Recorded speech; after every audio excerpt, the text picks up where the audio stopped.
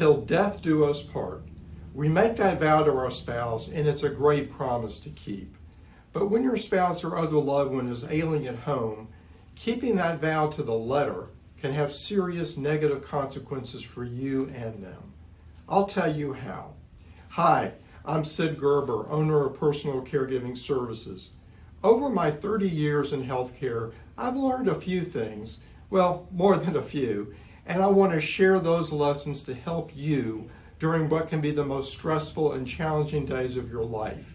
When you're caring for an ailing parent, grandparent, spouse, sibling, or other loved one.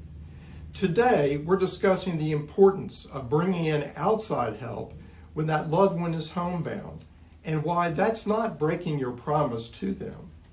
Let me tell you a story. Maureen was a tax attorney, still active in her 60s, when her older husband Dan fell ill with early onset Alzheimer's.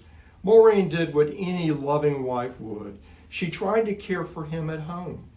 During those 4 years, she had some assistance from church friends and family, which helped a bit, but not nearly enough.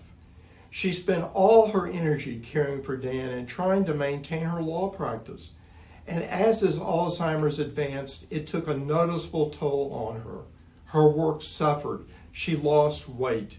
When I met her, she looked at least 10 years older and like someone had kicked her to the ground. And the quality of care Dan was receiving also suffered. After 4 years, Maureen finally reached out for help. We provided Dan with round-the-clock care for the next 2 years until his death. Maureen should have gotten her life back at that point and been able to spend quality time with her ailing husband.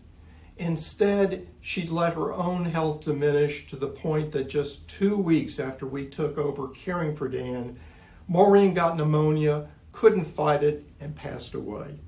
If Maureen had sought help, he wouldn't have faced his last years without her. People hesitate to get help caring for their loved ones because they don't want to burden others, or they're afraid the loved one will see it as a betrayal. But as the caregiver, you also have a responsibility to care for yourself. That means taking mental breaks, maintaining your physical well-being, taking time away so you're fresh for the challenges of caring for someone sick and homebound. There is no shame in asking for help from licensed, vetted professionals. Experienced caregivers know the best way to care for your loved one, so they may get even better care than you could provide. And as you can be there as a partner, not a nurse, till death do you part. At Personal Caregiving Services, we provide that specialized care so you can have the freedom to live your life while your spouse, parent, or friend gets the care they deserve. Thank you for listening, and I hope I've given you something to think about. Until next time, I'm Sid Gerber with Personal Caregiving Services.